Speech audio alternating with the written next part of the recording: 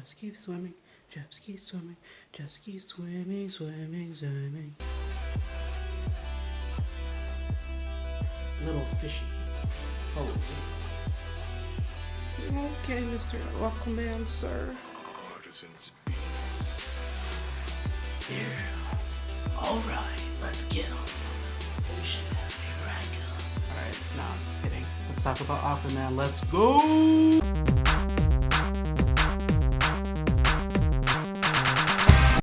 What's up, fellow phantoms? We're here to talk about Aquaman.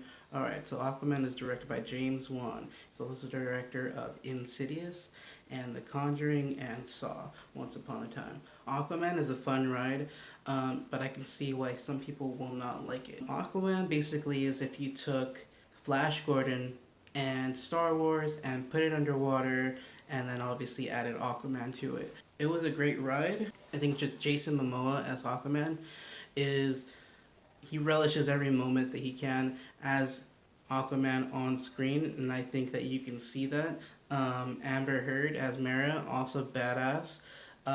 Seeing Willem Dafoe with a samurai style hair bun, man bun, that's fun to watch. Patrick Wilson, this is like the 4th or 5th time that he's worked with James Wan. He's great with what he's given. Most of the people had solid performances in the roles that they were given.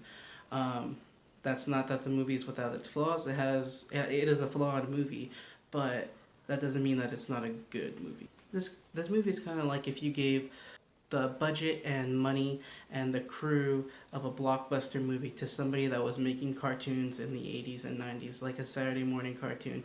The action, the music, the tone, the humor, not all of it lands, and that's fine. But I feel like this movie knows what it is and it went for it. Like, there's certain times when Aquaman is fighting, let's say Black Manta or whoever it is, and it literally, he'll just go like, and the synthesizer, blaring in the background. It's very of an era, or trying to be of an era. It doesn't take itself too seriously, and that's okay. Because when you have movies like Suicide Squad and Batman vs. Superman, and movies like that coming from the DCEU, and they're just falling flat on their face every single time with the exception of Wonder Woman, when you have a movie like this come in and kind of like take itself seriously, but seriously as a comic book movie. At the end of the day, these movies are comic book movies. Like, they're meant to be for people who read the comic books. And if you read the comic books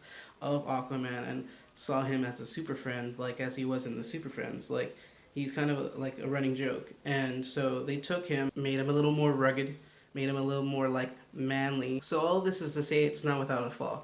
This movie is flawed. The dialogue, sometimes the story felt a little too Indiana Jonesy when we gotta go to this place and get this, and we got to get the legendary this, and then in order to do that, after all this is done, then we're gonna have to defeat Ocean Master.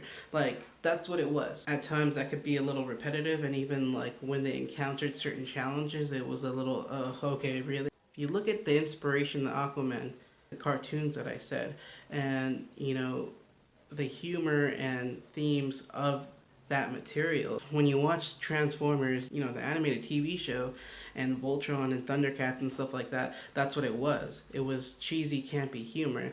And I feel like they take that and they run with it and they know what it is and they don't apologize for it, and that's okay. There's a lot of people in this movie that did a good job with what they were given, and while some of the dialogue itself wasn't the best, I feel like a lot of people did good with what they were given. Well, this movie was over 2 hours in duration. I think that if it was brought down to maybe an hour, 30 minutes, hour and 45 minutes, and really took advantage of like the cartoon aspect and less bloated. Black Manta was awesome, by the way. Not only just the way he looked, like his helmet was like, this big with giant bulging red eyes, and his lasers. Black Manta, we needed more of that. And the way it kind of shows, not to give much away, it seems like we probably will eventually.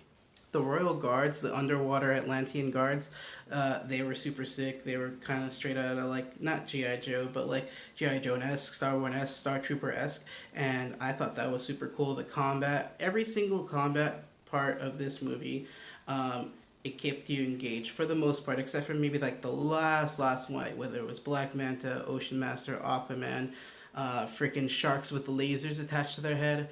No matter what you were watching, it was engaging. Dolph Lundgren as whatever king of one of the kingdoms, essentially Atlantis is a giant underwater world, but there's individual kingdoms, and then there's one king or the ocean master that controls them all. Dolph Lundgren being one of the kings of these said kingdoms, he did a great job. And like I've been really impressed with what he's been doing lately in Creed 2 and in this movie. This movie had an octopus playing the drums. This movie had sharks with laser beams attached to their freaking heads.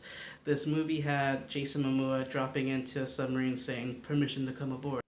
I think I would give it a B, maybe a B plus. It is a polarizing movie. If you go into it thinking I'm gonna see another Batman, another Superman, or another even Captain America, something that maybe takes itself too seriously or kind of feels like a grounded movie, that's not what you're gonna see, and maybe you're gonna come away disappointed. Go in open-minded, go in expecting campy, cheesy humor. Maybe you'll see what I'm saying. The Atlantis scenes, by the way, Atlantis itself was kind of okay.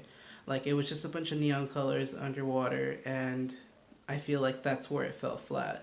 All the scenes on the surface, trying to find the epic trident, I feel like those were all great. And the little bit of effects that they added to the people's voices to sound like they were underwater, I thought that was a nice touch too. Anyways, I thought it was a good movie. I'd watch it again. Don't know if it's a movie I would buy on Blu-ray, but it is a movie that I would rewatch. And I would say that's second strongest, second to Wonder Woman. I feel like it's almost like the Thor Ragnarok of the DC movie, taking it back to the humor and entertainment aspect as opposed to keeping it as a grounded, epic kind of film. I'm Andy, this is FilmPhantom. If you guys aren't subscribed, please subscribe below. If you have a movie that you want me to take a look at and review, whether this is a new movie or old movie, leave those below. I'll do my best to get to those in a timely manner. Anyways, fellow Phantoms, I'll see you guys next time, and yeah, later.